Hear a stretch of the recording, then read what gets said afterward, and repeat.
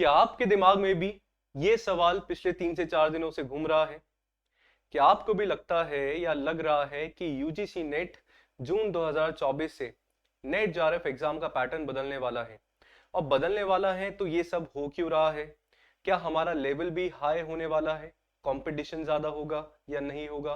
Paper का pattern बदलेगा या नहीं बदलेगा? या एक सबसे इंपॉर्टेंट क्वेश्चन हमारे दिमाग में अभी ये चल रहा है कि सिलेबस हमारा चेंज होगा या नहीं होगा? तो इन तमाम सवालों के जो जवाब हैं आपको आज अपने इस सेशन में मिलने वाले हैं। तो सेशन को पहली बात तो अंत तक देखना है।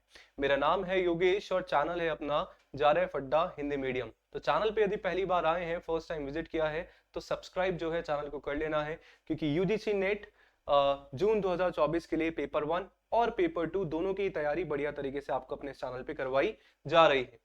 तो हमारे दिमाग में अभी एक क्वेश्चन है कि क्या सच में यूजीसी नेट जेआरएफ जून 2024 के लिए पैटर्न हमारा बदलने वाला है क्या? देखो, 2-3 इंपॉर्टेंट तथ्य हैं आपके सामने रखूंगा, आप लोग भी एग्री करोगे, मुझे ऐसा लगता है इस बात पे। सबसे पहले तो नोटिस क्या आया है, ये हुआ क्यों है, मैं आप सभी को बता देता हूँ।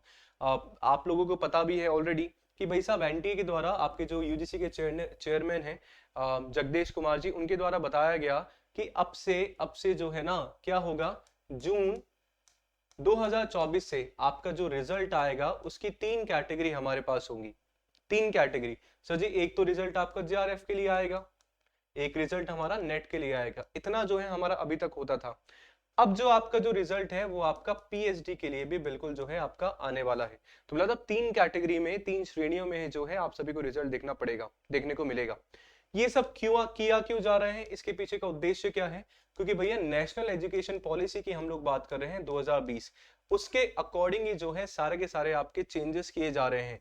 आपके चेंजेस ना केवल आपके स्कूल लेवल पे, आपके हायर एजुकेशन लेवल पे भी जो है हर तरीके से जैसा संभव है कि शिक्षा के क्षेत्र में सुधार करने के लिए, जैसे हम लोग हायर एजुकेशन में पढ़ते हैं कि पहले ही बहुत सारे किए थे, है ना, तो सेम जो 2020 है हमारा एनईपी 2020, उसको ध्यान में रखते हुए बहुत सारी चीजें आपके हायर एजुकेशन में भी, उच्च शिक्षा में भी जो है आपके चेंजेस, बदलाव किए जा रहे हैं। इसके पीछे का मोटो मैंने बता दिया। अब जब ये आपका पैटर्न है, तो अब आप लोग बोलोगे सर जी एग्जाम पैटर्न कैसे बदला है? एग्जाम तो हमारा वही है ना, ये तो रिजल्ट पैटर्न है, बिल्कुल सही बात है, पर मैं आप सभी को बताता हूं कि कैसे एग्जाम पैटर्न हमारा बदल रहा है। पहली चीज तो हमारी ये हो गई, ठीक है। दूसरी चीज एक इंपॉर्टेंट हमारी हो जाती है, जब ये 3 कैटेगरी हमारे सामने होगी, क्या हमारा हमारा रिजल्ट पे फर्क पड़ेगा? रिजल्ट पे सर जी बिल्कुल पड़ेगा, क्योंकि अब तक जो है आप सभी 2 कैटेगरी में आपका रिजल्ट आ रहा था, 3 कैटेगरी में आ रहा है। मतलब रिजल्ट पे हमारा फर्क कैसे सर जी? पहले क्या होता था, पीएचडी के लिए आप सभी को एक एंट्रेंस एग्जाम देना होता था। भैया आपने मान लो नेट कर लिया है, उसके बाद भी आप सभी को पीएचडी का एंट्रेंस एग्जाम सेंट्रल यूनिवर्सिटी के लिए देना पड़ेगा, ठीक है भैया। अब जो है वो एग्जाम नहीं देना है आपको, आपको ये नेट का वन नेशन वन एग्जाम वाला जो स्कीम है वो आप सभी को देनी है, और पीएचडी में जो है आप लोग एनरोल जो है अपना करवा सकते हैं। यहाँ का जो है आपका 70% वेटेज होगा, और इंटरव्यू का पीएचडी का 30% जो है आप सभी को नंबर दिया जाएगा। इतना कुछ हमारा था। तो अब एक चीज आप लोग देखिए, जब आपके पास जो बच्चे पीएचडी विदाउट नेट कर रहे थे, तो कहीं ना कहीं वो भी अब इस बार नेट के एग्जाम में अपीयर होंगे, जिनका पीएचडी करना है ना। तो मतलब पीएचडी के लिए तो मैंडेटरी है ही, आपका क्या हो गया, नेट का एग्जाम हो गया। तो रिजल्ट पे मेरा फर्क पड़ेगा, साथ में मेरे किस में फर्क पड़ने वाला है, कंपटीशन।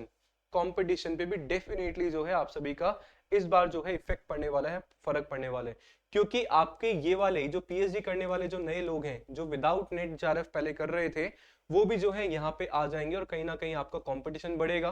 कंपटीशन बढ़ेगा तो कहीं ना कहीं क्या होगा भाई साहब, एग्जाम का जो आपका लेवल है कहीं ना कहीं हाई डेफिनेटली आपका होने वाला है। अच्छा, लेट मी क्लियर, डरा नहीं रहा हूं आप सभी को। एज एन एजुकेटर ड्यूटी है हमारी कि आप सभी को बताना कि भाई साहब क्या चीजें हमारी चल रही हैं, ठीक है जी। तो टेक एज अ पॉजिटिव कि एटलीस्ट हमें पता है कि ये सारी चीजें हमारी होने वाली है ना जी। तो यहां से कहीं ना कहीं जो है आप सभी का एग्जाम लेवल हाई होने वाला है। अब एग्जाम लेवल हाई होगा तो डेफिनेटली कहीं ना कहीं जो है आपके रिजल्ट पे फर्क पड़ने वाला है। अब जो समझदार होंगे तो शायद वो मेरी बात जो है समझ पा रहे होंगे जो मैं कहना चाह रहा हूं। अब नेक्स्ट हमारा क्वेश्चन आ जाता है कि सर जी सिलेबस, क्या सिलेबस भी हमारा चेंज होने वाला है क्या? देखो, सिलेबस के बारे में पहले हमारे 2-3 महीने पहले ऐसे सूचना थी कि सिलेबस हमारा बदलेगा। भाई सिलेबस डायरेक्टली तो नहीं बदल रहा है भैया, इनडायरेक्टली। कैसे? आप देखोगे और आप लोग देखिएगा, जून 2024 में दिसंबर 2023 के कंपैरेटिवली पेपर काफी अच्छा आपका बनेगा। दिसंबर में ही पेपर का लेवल काफी अच्छा था। तो मतलब हमारा जो सिलेबस है लिमिटेड आपको दिया हुआ है, पर उसके बाहर से भी जो कहीं ना कहीं आपके चीजें पूछ ले जाती है। तो हमें जो है सिलेबस को थोड़ा सा डीप अंडरस्टैंडिंग उसकी होनी चाहिए। जो भी टॉपिक आप लोग पढ़ रहे हैं उसके तह तक जो है जाकर हमें पढ़ना है अच्छे से, क्योंकि कहीं ना कहीं वो पीएचडी वाले जो स्कॉलर्स होते हैं, जो रिसर्च करते हैं उस पर्टिकुलर टॉपिक पे, उनके लिए भी बड़ा अच्छा खासा चीज यहाँ पे बन जाती है। अब ये सारी चीजें कैसी हो सकती हैं भाई साहब? डेडिकेटेड तैयारी आप सभी को करनी है बढ़िया तरीके से, रुकना नहीं है, थकना नहीं है, बस आगे बढ़ते रहना है। बात ऐसी है। और ज्यादा से ज्यादा आप लोगों ने यदि आपका सिलेबस कंप्लीट कर लिया है या नहीं करा है तो पहले आप उसको करो।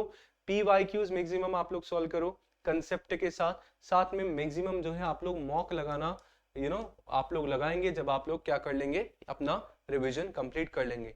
तो ये सारी की सारी चीजें हैं। आई होप आप सभी को क्लैरिटी मिल गई होंगी कि क्या क्या हमारा इफेक्ट पड़ने वाला है। और इन्हीं सारे 4-5 चीजों से भैया मैं तो ये बोलने में सक्षम हूं कि कहीं ना कहीं आप सभी का एग्जाम पैटर्न जो है कहीं ना कहीं चेंज हो रहा है धीरे धीरे। और ये तो हमारे पास एक अभी नोटिस आया है, अभी आने दो आप लोग एप्लीकेशन फॉर्म, वहां पे हो सकता है कुछ और एलाबोरेट करके हमें दे दे। ठीक है जी। और कहीं ना कहीं चीजें डेफिनेटली धीरे धीरे जो है ताश के पत्तों की तरह आपके सामने खोल दी जाएंगी यूजीसी और एनटीए के द्वारा।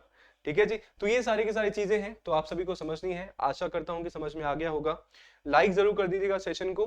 सबसे इंपॉर्टेंटली इसके अलावा कुछ भी डाउट होता है तो कमेंट सेक्शन आप सभी के लिए ओपन है, कमेंट आप लोग कर सकते हैं। मैं ट्राई करूंगा कि सबको जो है आंसर दे पाऊं। तो मिलते हैं नेक्स्ट क्लास में, तब तक के लिए बने रहिए JRF अड्डा हिंदी मीडियम के साथ। चैनल को सब्सक्राइब जरूर कर दीजिएगा। Thank you.